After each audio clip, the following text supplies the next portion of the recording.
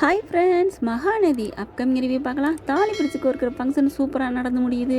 அதுக்கு கங்காவும் வந்துடுறாங்க. கங்கா வந்துன்னு ஆச்சரியப்படுறாங்க, சந்தோஷப்படுறாங்க, கட்டி பிடிச்சி தழுவிக்கிறாங்க.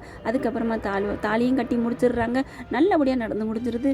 அதுக்கப்புறம் பார்த்தீங்கன்னா கங்காவும் காவேரியும் பேச ஆரம்பிக்கிறாங்க. அதுக்கப்புறமா பார்த்தீங்கன்னா ஃபங்க்ஷன் முடிஞ்சதுக்கப்புறம் கங்காவும் காவேரியும் பேசிக்கிட்டு இருக்காங்க. அக்கா நீ வருவேன்னு நான் நினைக்கவே இல்லைக்கா அப்படின்ட்டு. எப்படிக்கா வந்த அப்படிங்கல. அதுக்கெல்லாம் காரணம் உன் புருஷன் தாண்டி. என்னக்கா சொல்கிற அப்படின்னு.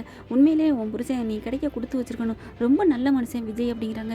என்னக்காக்கா சொல்கிற அப்படின்னு. ஆமாம் அப்படின்னு சொல்லிட்டு நடந்தால் சொல்கிறாங்க. காவேரி கிட்ட போகுது. விஜய் என்ன பண்ணுறாங்க, போகிறாங்க கங்காவை போய் பார்க்குறாங்க, குமரனையும் பார்க்குறாங்க.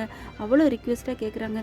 உங்கள் தங்கச்சி உங்கள் மேலே உங்கள் குடும்பத்து மேலே அவ்வளோ உசுராக இருக்கா, நீங்கள் உங்களுக்கு ஒன்று தெரியுமா, உங்கள் ஃபங்க்ஷனுக்கு நீங்கள் தான் தாலி பிரித்து கோர்க்கணும் அப்படிங்கிறக்காண்டி மழையில் நனைஞ்சு வராத ஜுரத்தை வர வச்சு அப்படி ஜுரம் அடிக்கிற மாதிரி படுத்துக்கிட்டா.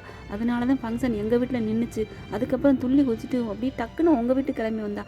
அப்படி அக்கா மேலேயும் பிறந்த வீட்டு மேலேயும் அவ்வளோ பாசமாக இருக்கிற அவளோட நிச்சயத்துக்கு நீங்கள் அவளோட இந்த ஃபங்க்ஷனுக்கு ஏன் வரமாட்டேங்கிறீங்க, அவள் எவ்வளோ வேதனைப்பட்டுட்டு இருக்கா தெரியுமா, நீங்கள் மட்டும் வந்தீங்கன்னா அதை விட அவளுக்கு சந்தோஷம் எதுவுமே இல்லை. நீங்கள் கண்டிப்பாக வர்றீங்க. நான் என்னை எடுத்து சொல்லிட்டேன், என்னோட நிலைமையை உங்கள்கிட்ட சொல்லிட்டேன். உங்கள் கூட பிறந்த தங்கச்சி அன்றைக்கி சாகப்பழைக்க கிடைக்கல, நீங்கள் என்ன துடிச்சிங்கன்னு எனக்கு தெரியும். அவள் மேலே நீங்கள் உண்மையான பாசம் வச்சுருக்கீங்க அப்படிங்கிறத நம்பி தான் நான் இங்கே வந்து சொல்கிறேன் அப்படின்னு போய் விஜய் இங்கே சொல்கிறாங்க கங்கா கிட்ட. அதை அப்படியே எடுத்து சொல்கிறாங்க. அவர் சொன்னதுனால தாண்டி எனக்கும் மரம் மண்டைக்கு உரைச்சிச்சு. நேற்று வந்து அவர் கூட உன்னை புரிஞ்சுக்கிட்டாரு, நான் ஏன்டி இப்படி புரிஞ்சுக்க மாட்டேன், என்ன மன்னிச்சிருடி காவேரி அப்படின்னு கெஞ்சுறாங்க. ஐயோ அக்கா விடுக்கா, நான் ஒரு நாள் கூட உன்னை தப்பாக நினச்சதே இல்லைக்கா, தப்பாக நினச்சா தானக்கா நீ வருத்தப்பட்டு மன்னிப்பு கேட்கணும் அப்படிங்கிறாங்க. என் தங்கச்சி தான், காவேரி அப்படின்னு கட்டி பிடிச்சிக்கிறாங்க.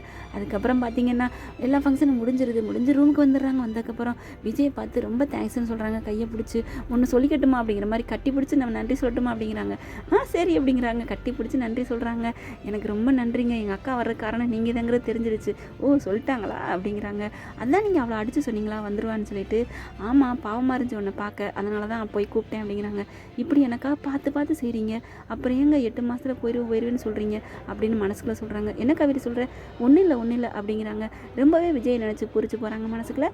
ஓகே ஃப்ரெண்ட்ஸ், பார்க்கலாம் என்ன நடக்குதுன்னு. உங்கள் பொண்ணான கையால் ஒரு லைக்கை போட்டு சப்ஸ்கிரைப் பண்ணிடுங்க. Thank you friends.